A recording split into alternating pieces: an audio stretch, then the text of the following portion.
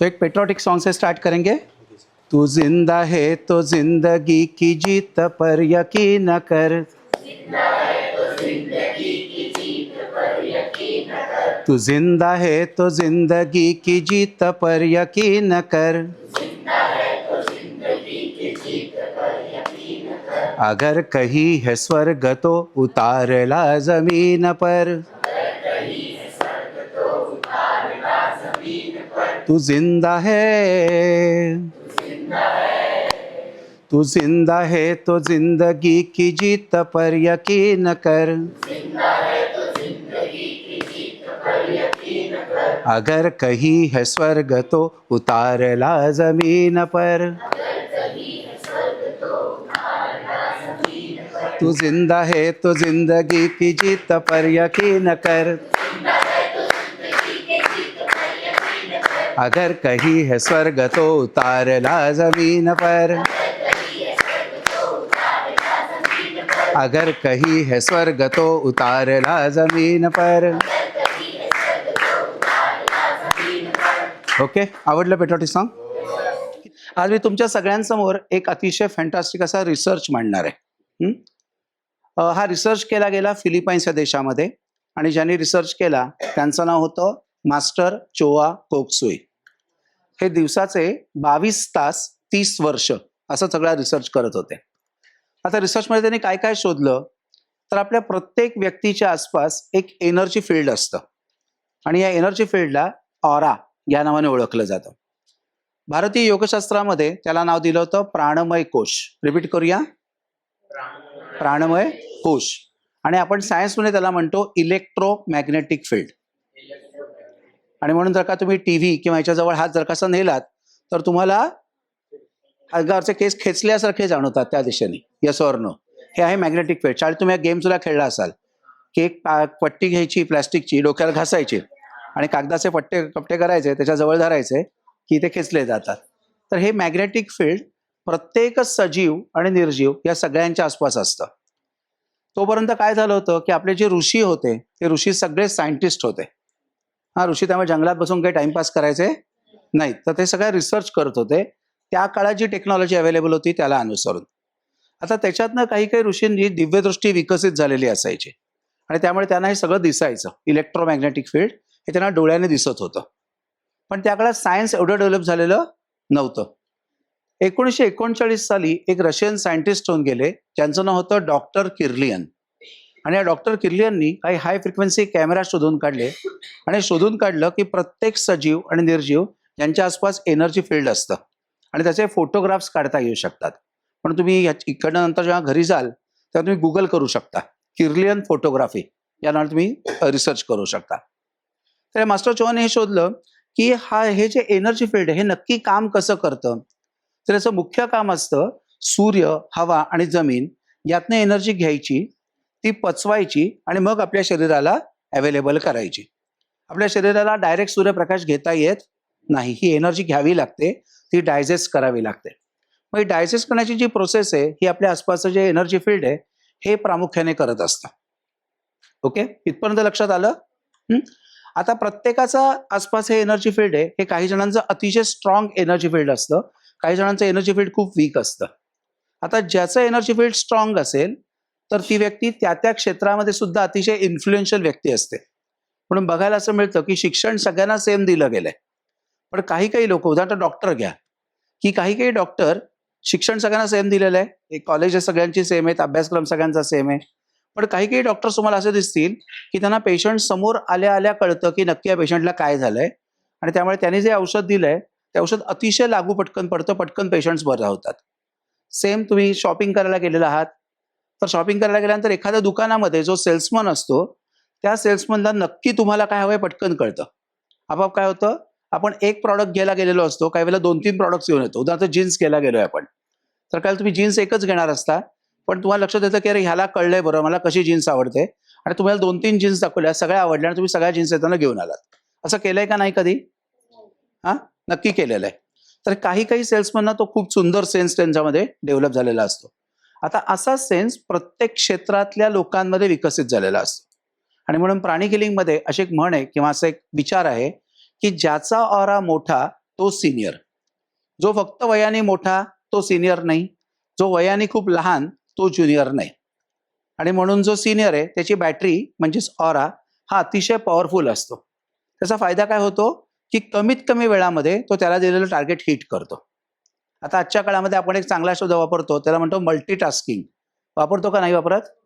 Yes. त्यामुळे एकाच वेळेला अनेक गोष्टी आणि व्यवस्थित पूर्ण करू शकणारी व्यक्ती, त्याला आपण म्हणतो मल्टीटास्किंग. पूर्वीच्या काळी माझा एक मित्र आहे, तर तो पेटी वाजवतो.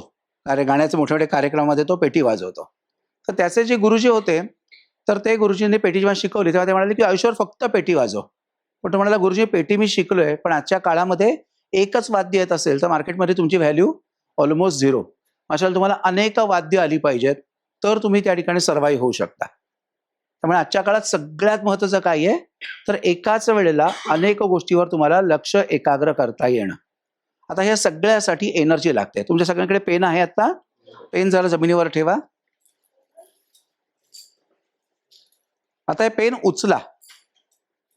हे उचलण्यासाठी एनर्जी लागते की नाही? सेम पद्धतीने आयुष्यात प्रत्येक गोष्ट करण्यासाठी आपल्याला एनर्जी लागत असते.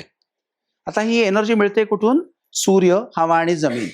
पण प्रत्येकाच्या आसपासचं एनर्जी फील्ड आहे, त्याच्यामध्ये याच्यावर प्रोसेस होईलच असं नाही.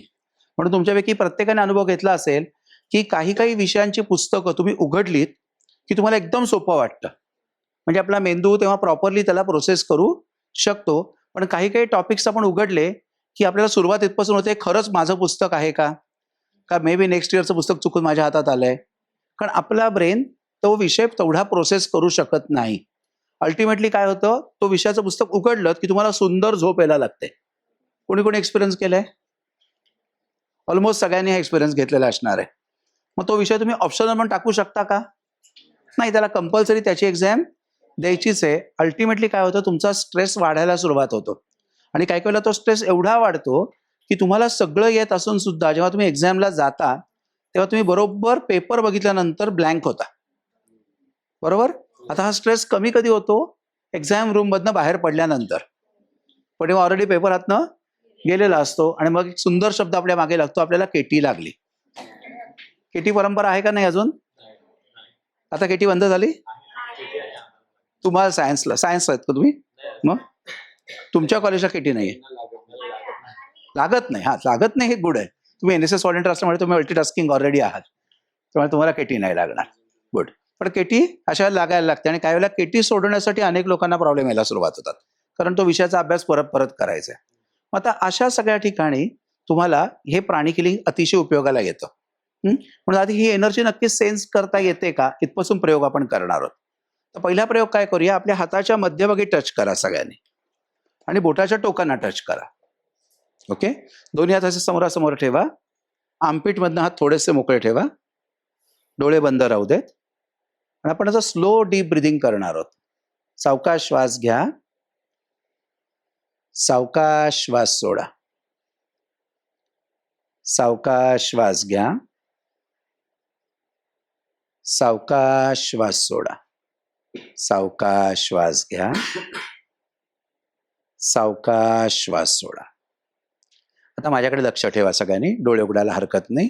आता आपल्याला हात आपले दोन्ही रोटेट करायचे आहेत. हा, सावकाश लक्ष ठेवा. 1, अगदी स्लोली करा. 2, 3, 4 आणि 5. रिव्हर्स. 1, 2, 3, 4 आणि 5. रिव्हर्स. 1, 2, 3, 4 आणि 5. रिव्हर्स. 1, 2, 3, 4 आणि 5.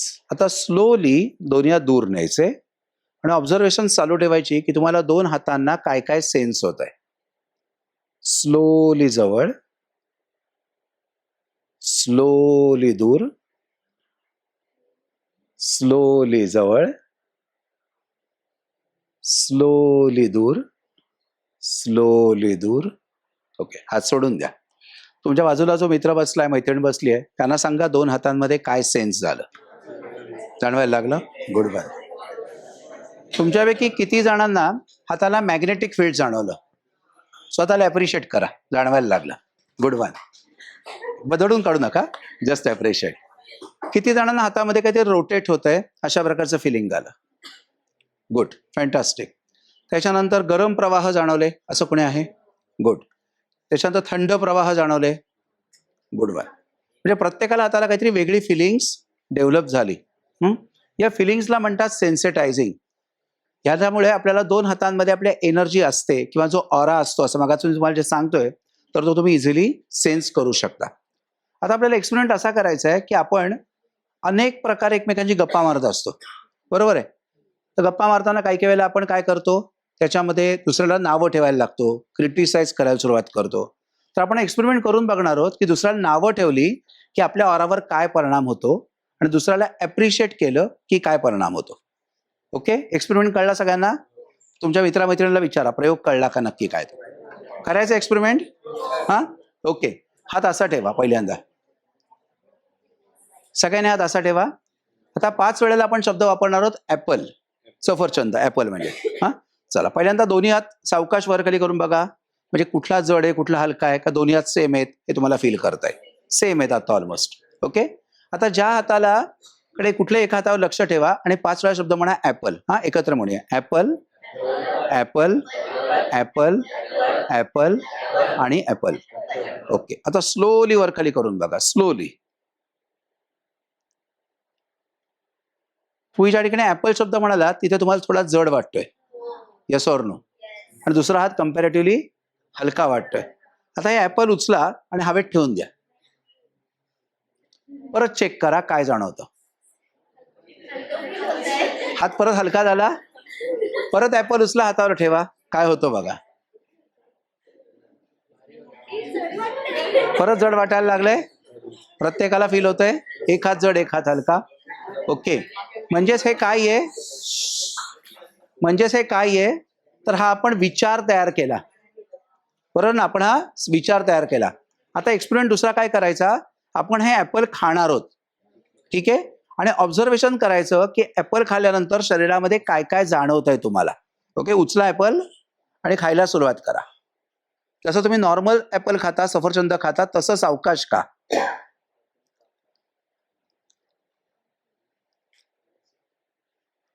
हे तुम्ही सुरुवात केलीत की तुम्हाला पहिलं ऑब्झर्वेशन करता येईल की सलायवा इमिजिएट तयार व्हायला लागली. कोणी कोणी एक्सपिरियन्स केलं? Yes, good. हात खाली ठेवा. म्हणजेच आपल्या शरीराला आपण एखादी गोष्ट फिजिकली केली आहे का मेंटली केली आहे हे आयडेंटिफाय करता येत नाही. रिपीट करा, आपल्या शरीराला आपण एखादी गोष्ट फिजिकली केली आहे का मेंटली केली आहे हे आयडेंटिफाय करता येत नाही. तुम्हाला लोणावळ्याला मनशक्ती केंद्र नावाची संस्था आहे, माहिती आहे? ऐकून माहिती असेल काही जणांना. बरं, तर त्या संस्थेमध्ये वेगळ्या प्रकारचे रिसर्च केले जातात. तर त्यांचा मनशक्ती नावाचा एक अंक आहे. तर त्याच्यामध्ये एक दिवस एक रिसर्च असा आला होता की पियानो वाजवणाऱ्या लोकांची एक मोठी टीम तयार करण्यात आली. त्यातला एक गट एका वर्गात पाठवला गेला, दुसरा गट दुसऱ्या वर्गात पाठवला गेला. सगळ्यांचा ECG आणि EEG हा ब्रेनचा असतो, सगळ्यांना माहिती आहे ना? तर त्यांचा EEG आणि ECG दोन्ही काढला गेला की हार्टबीट्स त्यांचे कसे आहेत आणि ब्रेन त्यांचा कसा फंक्शन करतोय. त्याच्यानंतर ज्या वर्गात त्यांना पाठवलं होतं ते एका वर्गात ॲक्च्युली पियानो होते आणि एका वर्गात अजिबात पियानो नव्हते. दोघांनी काय सांगितलं गेलं की ही स्पेसिफिक ट्यून आहे, ही स्पेसिफिक ट्यून तुम्हाला वाजवायची. आता ज्यांना पियानो आहेत त्यांनी पियानोवर वाजवली, ज्यांच्याकडे पियानो नाही आहे त्यांना काही डोळे बंद करा, इमॅजिन तुमच्यासमोर पियानो आहे आणि तुम्ही वाजवायला सुरुवात करा. आता त्या लोकांनी पियानो वाजवला, दोघांनीही जो काही त्यांना ड्युरेशन दिलं असेल तेवढा पियानो वाजवला. त्याच्यानंतर परत त्यांचे ECG आणि EEG काढण्यात आले आणि लक्षात आलं ते सेम होते. आणि ह्याच्यावरून लक्षात असं आलं की माणूस ज्या काही गोष्टी करतो त्या प्रत्येक वेळेला फिजिकली करतो किंवा मेंटली करतो हे आपल्या मेंदूला ॲनालिसिस करता येत नाही. शरीरात एन्झाईम्स सेम तयार होतात. आता मी तुम्हाला हे का सांगतोय तर ज्या क्षणाला आपण कोणालाही क्रिटिसाइज करायला लागतो, आपल्याला ही बऱ्याचशा सवय असते की प्रत्येक व्यक्तीमध्ये दोष शोधायचे. तसं आपला एखादा मित्र आला नाहीये की आपण बराच मनात त्याला काय करायला लागतो, अरे त्याचं असंच असेल, तो तसाच आहे, त्याचा अभ्यास त्याला करायची आवडत नाहीये, हे नाहीये, याला म्हणतात क्रिटिसिझम. आता एक्झॅक्टली इफेक्ट ह्याचा काय होतो एक्सपेरिमेंट करून बघूया. हां, परत हात दोन्ही चेक करा. परत तेवढेच लाईट आहेत. हा, आता गंमत म्हणून आपण शब्द वापरणार आहोत. तू मूर्ख आहेस हा शब्द वापरायचा आहे. मला फक्त म्हणू नका, त्याच्याकडे बघून म्हणा. हा, हाताकडे बघून म्हणा, तू मूर्ख आहेस, तू मूर्ख आहेस, तू मूर्ख आहेस. ओके, बस. आता परत चेक करा. तर तुम्ही ज्या हाताला नावं ठेवली आहेत तो हात जड वाटतोय. जर त्या हाताची सावकाश मुवमेंट केलीत आणि दुसऱ्या हाताशी कम्पेअर केलं तर तुम्हाला लक्षात येईल की हात जड पण झालाय आणि काही स्लाइट पेन पण त्याच्यात निर्माण झालेलं आहे. कोणी कोणी एक्सपिरियन्स केलं? येस, लक्षात आलं. आता म्हणा, I am extremely sorry, I love you, I bless you, thank you. Experiment, check. एकदम लाईट झाला दोन्ही आता. हा, याच्यावरून लक्षात काय येतं की जेव्हा तुम्ही पॉझिटिव्ह वर्ड्सचा उपयोग करायला सुरुवात करता तर तेव्हा तुमचा हात हलका होतोय. आणि जेव्हा तुम्ही क्रिटिसिझम करायला सुरुवात करता, खोटं बोलायला सुरुवात करता किंवा कुठल्याही प्रकारची चोरी करायला सुरुवात करता तर त्यावेळेला तुमचा ऑरा हा श्रिंक होतो. आता जर ऑरा श्रिंक झाला म्हणजेच काय झालं, माझी बॅटरी आता वीक झालेली आहे. आता बॅटरी जर माझी वीक झाली तर काय होणार आहे, नंबर त्याचं चार्जिंग लवकर होणार नाही. आणि म्हणून बरेच जणांना ज्याला ही सवय असते की नावं ठेवायची, शिव्या द्यायच्या, क्रिटिसिझम करायचं, स्मोकिंग करायचं, ड्रिंक्स घ्यायचे, तर या सगळ्यांमध्ये बघायला मिळतं की त्यांचा ऑरा श्रिंक होतो आणि त्यामुळे त्यांची ठरवलेली कामं खूप आहेत पण प्रत्यक्षात आलेल्या गोष्टी मात्र खूप कमी आहेत. अल्टिमेटली काय झालं, आयुष्यात जिथे पोचायला पाहिजे, फायनान्शियली तुम्हाला साऊंड व्हायला पाहिजे किंवा तुम्ही बिझनेस करणार आहात, पुढे जॉब करणार आहात, काहीतरी करिअर करणार आहात. आता तुम्ही कितव्या वर्षाचे स्टुडंट्स आहात? FY/SY मिक्स स्टुडंट्स आहात. तर तुम्हाला याच्यानंतर करिअर काहीतरी करायचं आहे तर त्याला लागणारी जी एनर्जी आहे ती एनर्जी आपल्याकडे अवेलेबल नाही. आणि म्हणून प्रयत्नपूर्वक आपल्याला रात्री एक प्रॅक्टिस करायची. आज रात्रीपासून प्रॅक्टिस काय करायची, आपल्या माइंडला आपल्याला येस नो ह्या टाईपचे क्वेश्चन विचारायचे. पहिला प्रश्न का रात्री झोपताना काय विचारणार की आजच्या सबंध दिवसात मी कोणालाही क्रिटिसाइज केलं का? क्लिअर? जर उत्तर दिलं की हो मी क्रिटिसाइज केलं तर मला संकल्प करायचा की मी क्रिटिसाइज नाही करणार. समजा मला असं वाटतं माझ्या एका मित्राने चूक केली आहे तर मी त्याला भेटेन आणि त्याला सांगेन की बॉस तू हे करायला नको होतंस की त्यामुळे तुझं नुकसान होत आहे. क्लिअर होत आहे? किंवा दुसरी टेंडन्सी बऱ्याच लोकांमध्ये दिसते, त्याला म्हणतात गॉसिपिंग. गॉसिपिंग म्हणजे काय, एखाद्या व्यक्तीबद्दल ती व्यक्ती नसताना डिस्कशन करत राहणं. ते अनेक लोकांमध्ये सवय असते की ती व्यक्ती अशीच आहे, ती तशीच आहे, त्याला सुधारणारच नाही, हे त्या व्यक्तीच्या मागे म्हणायचं, समोरासमोर त्या व्यक्तीला सांगायचं नाही. आता जर आपलं उद्दिष्ट असं आहे की तो आपला क्लासमेट आहे त्यामुळे त्याची डेव्हलपमेंट ही अतिशय महत्वाची आहे, तर आपण काय करणार, आपण त्या व्यक्तीला भेटणार आणि सांगणार की बघ तू ह्या सगळ्या गोष्टी छान करतोयस पण ही एक चेंज केला जर का तर तुझा लाईफ आणखी बेटर होईल. क्लिअर? त्यामुळे एक्सपेरिमेंट आपण काय करणार प्रत्येक वेळेला किंवा एक्सरसाइज काय करणार रात्री झोपताना की मी नुसतीच नावं ठेवतोय का मी त्या व्यक्तीला खरोखर मला इम्प्रूव्ह व्हावं असं वाटतंय, माझा क्लासमेट जो आहे तो इम्प्रूव्ह व्हावा असं वाटतोय. जर इम्प्रूव्ह व्हावं वाटतोय तर दुसऱ्या दिवशी जेव्हा तुम्ही जाऊन त्या व्यक्तीला सांगता तुम्हाला लक्षात येईल तुमचा ऑरा मोठा होणार आहे. पण तुम्ही नुसतंच क्रिटिसाइज करत गेलात, मग काही लोक रस्त्याला क्रिटिसाइज करतात, काही लोक पॉलिटिकल लिडर्सना क्रिटिसाइज करतात. जे क्रिकेट प्रेमी असतील त्यांनी क्रिकेटमध्ये जर काही एखाद्या व्यवस्थित खेळला नाही, त्यांनी बॉलिंग केली नाही, कोणी बॅटिंग व्यवस्थित केली नाही, कोणी फिल्डिंग व्यवस्थित केली नाही की त्याला क्रिटिसाइज करतात. तर हे जे क्रिटिसाइज करण्याची आपली जी टेंडन्सी आहे ही तुमचा ऑरा सतत सतत सतत श्रिंक करणार आहे. इथपर्यंत लक्षात आलं? काही लोक फिजिकली क्रिटिसाइज करतात, फिजिकली मारहाण करतात, तर काही लोक जस्ट मनाने नावं ठेवायला सुरुवात करतात. दोन्ही ऍक्टिव्हिटी तुमचा ऑरा श्रिंक करणार आहेत. इथपर्यंत लक्षात आलं? ओके. स्टिलिंग कुठल्या कुठल्या प्रकारे करतो आपण, चोरी कुठल्या कुठल्या प्रकारे करतो, तर काही लोकांना हॉटेलमध्ये आपण जेवायला गेलो की अख्खा टिश्यू पेपरचा गठ्ठा उचलून आणायची सवय असते, बरोबर, जसं की टिश्यू पेपर मार्केटमध्ये कुठे मिळतच नाहीत. किंवा काही लोकांना सवय असते की ती बडीशॉप जी ठेवलेली असते ती सगळी त्याच्यावरती घ्यायची आणि चरत चरत चरत बाहेर यायचं, जसं काही मार्केटमध्ये कुठेही मिळणार नाही. काही लोकांना सवय असते की सॉफ्टवेअर वापरायची जी असतात ती पायरेटेडच वापरायची असतात, ती ओरिजिनल वापरायची नसतात. पूर्वीच्या काळी तर अगदी U-torrent नावाचा एक प्रकार होता, आता आहे की नाही मला माहित नाही. आता कारण बऱ्यापैकी नेटफ्लिक्स, अमेझॉनवर बरेचसे पिक्चर येऊन जातात. तर त्या काळात मला अजूनही आठवतंय की नवीन पिक्चर आला की लोक रात्र रात्र जागून तो नवीन पिक्चर जे डाउनलोड करणार U-torrentवरनं, आणि सगळ्यांच्या आधी मी बघितला. हे लोकांना सांगण्यात मध्ये खूप हौस होती. आता ती क्रेज संपलेली आहे कारण आता चॅनल्सच एवढे झाले आहेत आपल्याला की तो प्रॉब्लेम संपलेला आहे. पण सॉफ्टवेअर चोरणं हा एक प्रकार बऱ्याच लोकांमध्ये असतं. आता सॉफ्टवेअर कंपनी ही काही धर्मादाय संस्था आहे का? नाही. तुम्ही पुढे मे बी तुमच्यापैकी काही जण IT इंडस्ट्रीत जाऊ शकाल. अशा वेळेला जर का तुमच्या कंपनीचे सॉफ्टवेअर लोक चोरून चोरून वापरायला लागली तर तुमच्या सॅलरी निघतील का? नाही निघू शकणार. त्यामुळे अशा प्रकारची चोरी करण्याची जर आपल्यामध्ये वृत्ती तयार झाली असेल तर पहिला संकल्प की मी एक चांगली व्यक्ती आहे. रिपीट करूया. आणि आणखी बेटर व्यक्ती होण्यासाठी मी प्रयत्न करणार आहे. क्लिअर. बरीच लोक काय करतात, सुरुवातीला सगळं आपल्याकडे निगेटिव्ह काय काय आहे ते आठवतात. साईड इफेक्ट त्याचा काय होतो, त्यांचा ऑरा एकदम श्रिंक होत जातो आणि काही वेळेला ते असं वाटतात की ह्याचा अर्थ माझ्या आयुष्यात काही चांगलंच नाहीये. म्हणून ह्या प्रॅक्टिसची सुरुवात कशी करायची ते नोट डाऊन करून घ्या.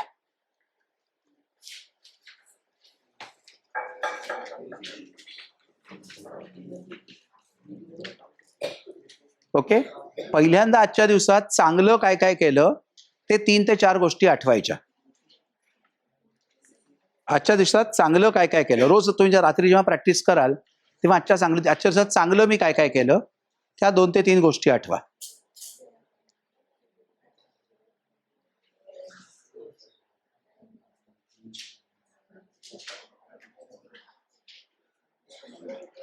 दुसरं आठवायचं मी आजच्या दिवसात नवीन काय शिकलो. समजा तुमच्यापैकी कोणी बाईक चालवायला शिकत असेल, कोणी कार चालवायला शिकत असेल किंवा कोणी काहीतरी युट्यूबवरती किंवा याच्यावरती काही नवीन एक्सपेरिमेंट्स बघितले असतील चालू असलेले, ते नवीन शिकलो आपण आज. तर नवीन काय शिकलो हे त्याच्यानंतर आठवायचं.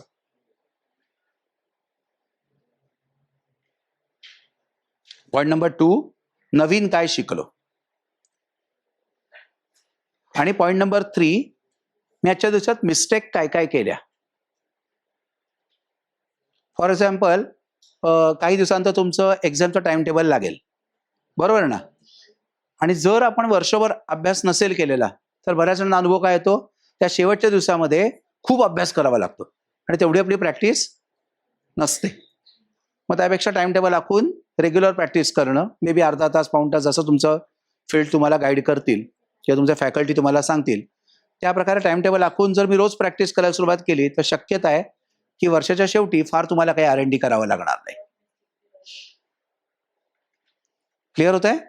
मग आता हे अनालिसिस करण्यासाठी 3 व्हर्च्यू आपल्याला प्रॅक्टिस करायचे आहेत. व्हर्च्यू आणि वायसेस असे 2 भाग असतात. तर पहिला व्हर्च्यू जो आहे त्याचं नाव आहे लव्हिंग काइंडनेस नॉन इंजुरी. प्रत्येक व्हर्च्यू 2 भागात डिवाइड होणार आहे. म्हणून एकापैकी 2 भाग करा. एका ठिकाणी लिहा लव्हिंग काइंडनेस, दुसऱ्या ह्याच्यात लिहा नॉन इंजुरी. एक सेंट्रल लाईन आखलीत तुम्ही की loving kindness and non injury.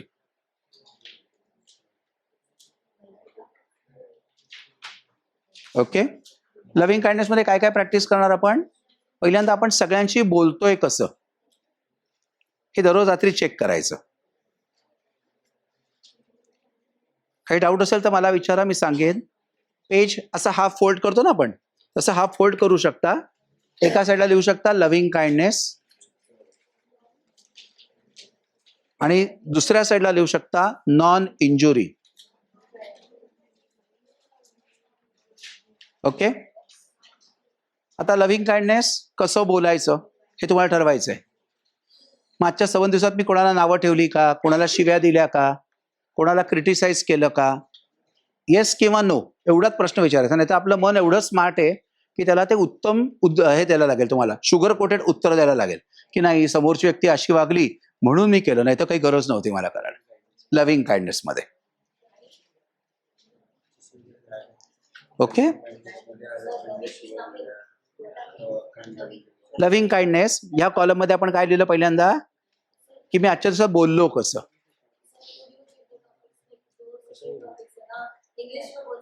English में फर्स्ट पार्ट आप बनाइए loving kindness, second is non injury. Okay. First part is loving kindness end opposite non injury.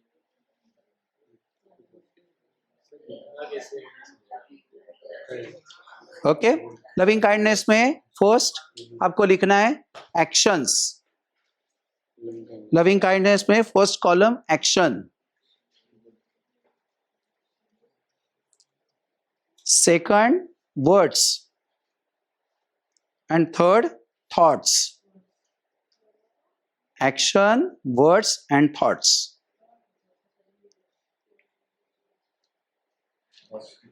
अभी लविंग काइंडनेस में एक्शंस कैसे रहेंगे? तो सपोर्टिव, एग्जाम में करते हो ना आप एक दूसरे को सपोर्ट, पेपर चालू रहते वक्त. हा, पहिला आपण काय घेतला? एक्शंस, सेकंड वर्ड्स आणि थर्ड थॉट्स. तो हमें फर्स्ट चेक क्या करने हैं कि मेरे आज के दिन में मैंने एक्शंस लविंग काइंडनेस के थे या नहीं, वो आप चेक कर सकते हो. फॉर एग्जाम्पल मैं दूसरों को सपोर्टिव हुआ या नहीं. जैसे आपके पास नोट्स है और आपके जो फ्रेंड्स है उनके पास कल वो एब्सेंट है, उनके नोट्स नहीं थे, तो आप यहाँ क्या कर सकते हो? नोट्स शेयर कर सकते हो. So simple, clear. बाद में वर्ड्स, तो वर्ड्स आप कैसे इस्तेमाल कर रहे हो? तो आज के पूरे दिन में मैंने वर्ड्स प्रॉपर इस्तेमाल किए या नहीं, वो आप चेक कर सकते हो. अगर मैंने किसी को गालियां दी है, किसी को क्रिटिसाइज किया है, इसका मतलब लॉन्ग वर्ड्स ये मैंने प्रैक्टिस किए. इंजुरी, इंजुरी कैसे कैसे करते हैं? Second part. फिजिकल में फिजिकल इंजुरी कैसे करते हैं? जैसे गुस्सा आपको आ गया, आपने जोर से डोर बैंग किया. कुछ लोगों को आदत रहती है जोरात दरवाजा आपटतात ना, काही लोक मोबाईल फेकून देतात, इंजुरी. Yes or no. आणि काही जण डायरेक्ट समोरच्याला फटकावतात, ऐकतच नाहीत, बोलत नाहीत शब्दाने, डायरेक्ट हाताने फटकावे लागतात. मग असं जर आपली काही टेंडन्सी असेल तर प्रयत्नपूर्वक ती टेंडन्सी काढायची. Physical injury. Okay. Second verbal injury, wrong words का इस्तेमाल करना. And mental injury, criticism. तो मेंटल लेवल पे क्या डालोगे? No criticism. क्लियर, यहां तक आ गया. सेकंड वर्चू लिखिए जनरॉसिटी, वर्चू नंबर 2. हाँ, वर्चू नंबर 2 उसका हेडिंग लिखिए generosity. And second column non stealing. First column generosity and second column non stealing. Do and don't ऐसे हम लोग लिख रहे हैं ना. तो जनरॉसिटी में हम लोग क्या करेंगे? First physical generosity.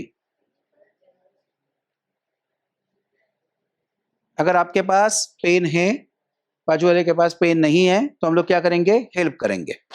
यस और no. Physical generosity. Second emotional generosity. कभी कभी हमारे ग्रुप में किसी के घर में कुछ निगेटिव हो जाता है तो उसको इमोशनल सपोर्ट की जरूरत रहती है, या किसी के मार्क्स काफी कम आए तो उसको इमोशनल सपोर्ट की जरूरत रहती है.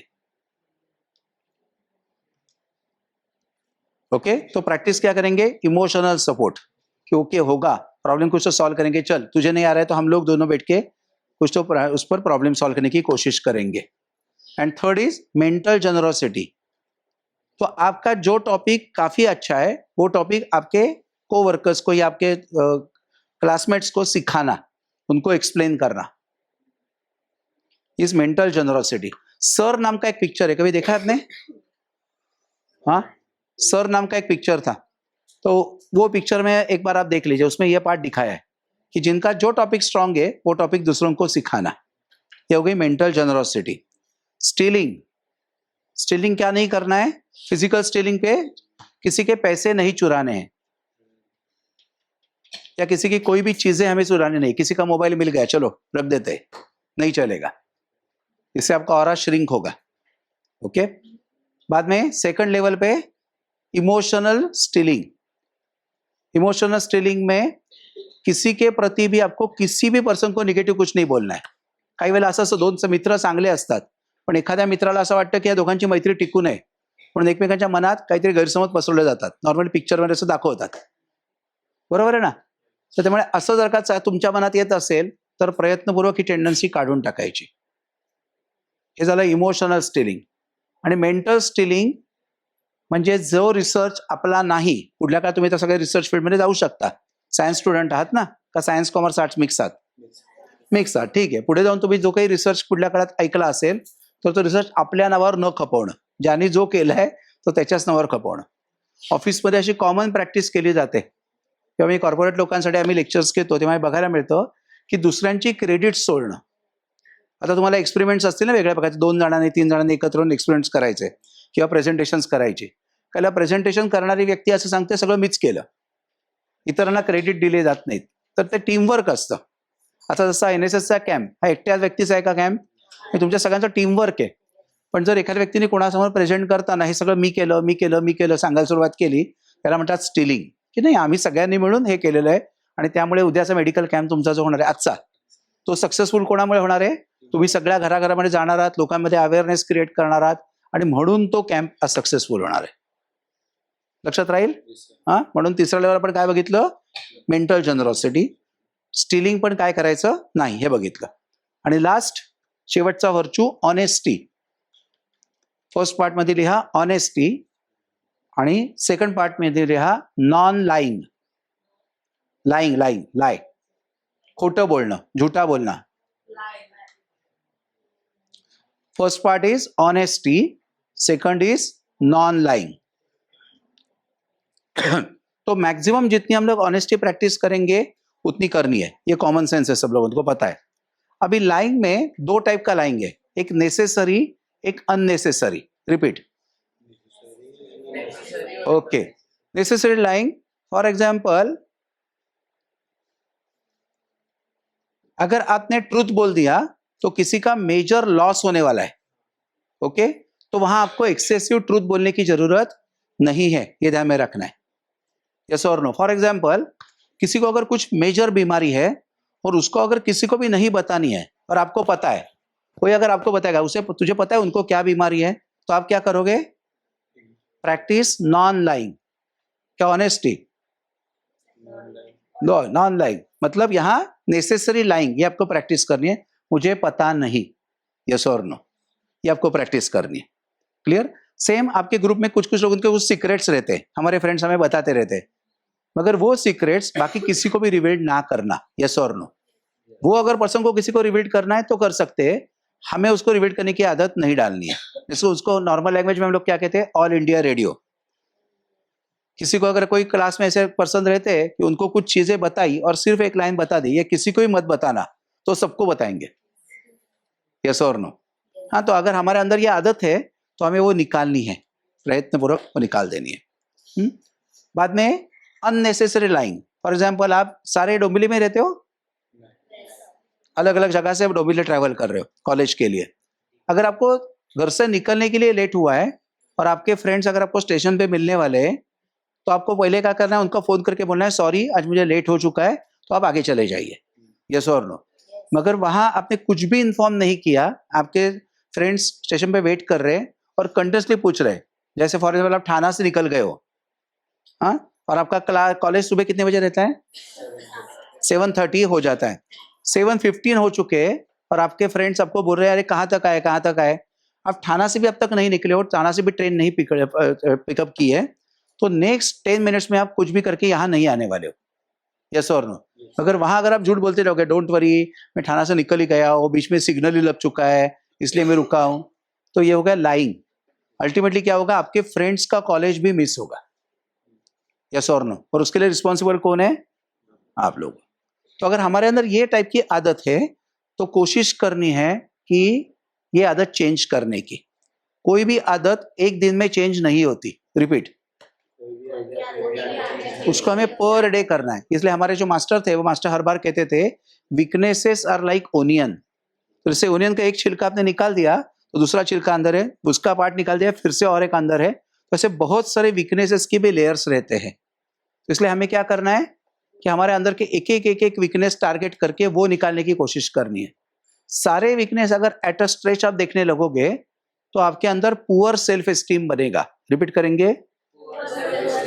तो जिसके अंदर पुअर सेल्फ एस्टीम है वो लोगों को दिखाने के लिए झूठे कोई चीज की सहारा लेता है. फॉर एग्जाम्पल अगर मैं बोलूंगा आप लोगों को कि अमिताभ बच्चन मेरे पेशेंट है, यस और नो, तो आप लोग मान लोगे.